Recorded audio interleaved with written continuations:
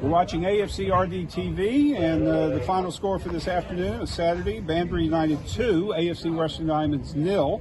The man of the match for Rushden is FBT, Fernando Bell-Toxtle. Fernando, it's a tough loss for Diamonds, but would you say the final score 2-0 flatters Banbury? I would say so. I think we matched them first half, definitely. I think we matched them second for parts in the second half, but obviously when you concede a goal and confidence goes a little bit away at the top of the league, their fans are good, and obviously they're a good team, so yeah, it's a sticky one there. Yeah. Well, to Banbury's credit, they are somewhat a well-oiled machine. You can see why they're top of the table by 15, maybe even 18 points now. Yeah. And but Diamonds, to your credit, played an excellent match, I thought, especially first half. Yeah, I think we played first half. We played well. I think definitely matched in the first half, and I think when you go away to the top of the league, you've got to take your chances, and you've got to be solid from set pieces, and we just weren't either today. So we weren't clinical in front of goal, and we didn't defend our set pieces well enough, and that's the whole team together. So yeah, just got to move on from that. You win as a team, you lose exactly. as a team. And you mentioned their fans. Well, we had a great attendance today, well over 1,000. 1,055 was the announced attendance here at Spencer Stadium. It was a shame, though, that Nathan missed that penalty kick. Just you make some, you miss some, though. Yeah, no, we don't blame Nate for all. We know what he's capable of, and he's done really well for us in recent weeks. It's just obviously just a shame that he didn't put the penalty away. I think he puts that away, I think we go on to win the game. But it just wasn't meant to be today, just fine margins in football. Early second half, then somewhat of a goalmouth scramble, and Chris Ray, former Diamonds player, happened to punch the ball into the net past Neds. Yeah, Chris is a good player. He's done really well for them this season, and like I said, we've got to defend set pieces better, and I think we're just unmarked there in the box, and obviously if you give Chris space, he'll put it away, so yeah, credit to him. Was it tough having to play your first game in 2 weeks? It's a kind of a long layoff right during the middle of the season. Yeah, it's not ideal. I think in the last month, I think we played 2 games. Like, we've had a game Royston, had 2 weeks off, St Ives, and then 2 weeks off, and you don't really want 2 weeks off before a really big game against top of the leagues. We're not going to use excuses and say we were rusty today, but it's not ideal at all. Yeah, sure. Well, this time, Fernando, it's a quick turnaround. Tuesday night, Needham Market back at home, so it'll be good to play at Hayden Road. Yeah, exactly. We were looking at this game as a free hit, really. We weren't coming here thinking we have to win this game, but we're looking at Needham Market and Albert Church now as bigger games than today, I think, and we want to go there, get hopefully 6 points this week, and hopefully look towards a strong finish towards the end of the season.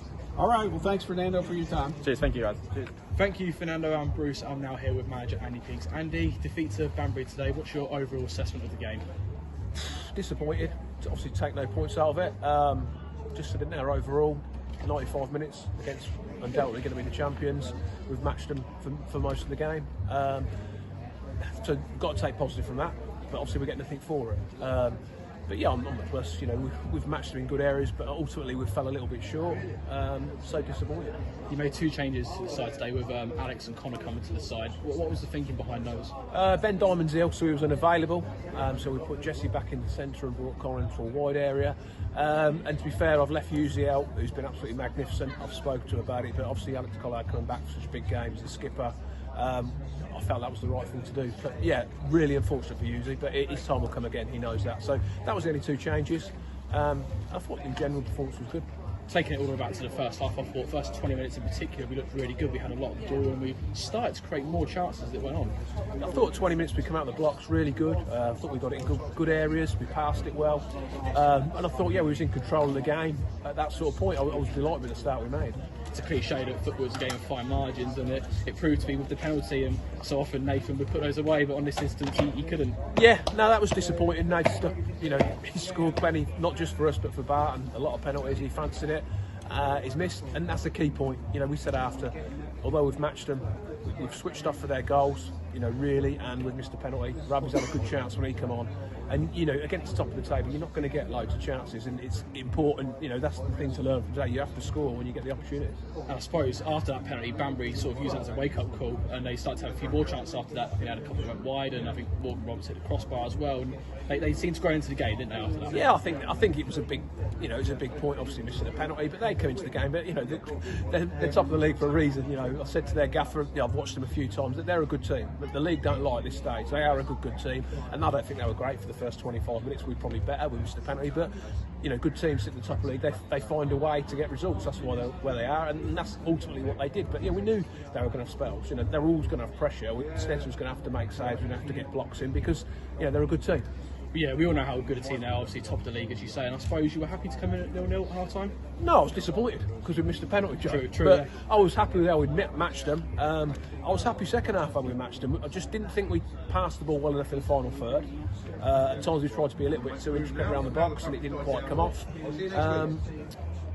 It's fine margins, not a million miles away, but ultimately a lot of games at this level or any level are decided by what goes on in the penalty areas, and they were a little bit better than us in them.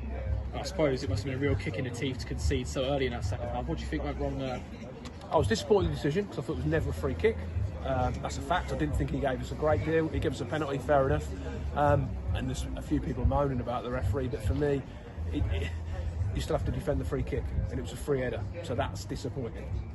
You mentioned that we didn't really take our chance, and it's obviously a game decided in both penalty areas. We obviously had the chance of Ravi, he put it wide, and there was a few other occasions where we got into good positions, but we just didn't seem to test the keeper enough. Yeah, absolutely. We got in some good areas and perhaps had a touch too many. Equally, they got a couple of good blocks in, as did we. But for the amount of possession we had in the final third, I don't think we got enough shots away. It was never. We were never going to get loads of chances. We knew that. The levels. I thought the level was good. I thought loads of it was loads of positives. Unfortunately, we haven't managed to get over the line and get some results. And it was obviously really frustrating, the goal going in so late. And it's an unfortunate moment for Bully because I thought he was pretty decent throughout the game. And I thought Bully was excellent. I thought Bully was really, really good. We're disappointed to concede. Obviously, it opened up a little bit at the end. We went 4-4-2. I brought Jonesy on because I thought we were going to have a little bit to go. So equally, they got a few more opportunities. Stenson's made a couple of good saves, which was always going to happen. But I felt it was worth a gamble, to be honest. We obviously confirmed the signing of Jack Sneeless last night. What more can you tell us about that and what sort of player he is? He's at St Ives for the last few years. He was a young lad at Luton. He's a good player, good footballer. Had a few injuries, so he's perhaps not figured as much as he wanted to. He knows a lot of the boys. He's trained with us a few times, and again, he's quite an attacking sort of player, and hopefully he'll add something else to the squad. And just finally from me, Needham Market this coming Tuesday, and I think you've seen they beat Yeovil on penalties today, so that's going to be a very tough test. I said to the boys, we've got a tough week. Today I think takes care of itself in the fact it's a league. Leaders, champions, whatever you want to call them.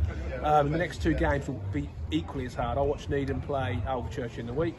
Went to Alvechurch and they were both good teams. And I know Needham will be really, really tough. There's a reason why, again, they've beat Yeovil and Wilson in the last two rounds of the trophy. That tells you what they're all about. So we have to be at it. But we've just said in there, look where we're sitting. 16 games to go, in and around it. Today's gone. We've got to move forward, and we look forward to that. Absolutely. Well, thank you for your time, Peaksy, and safe journey home. Cheers, Joe.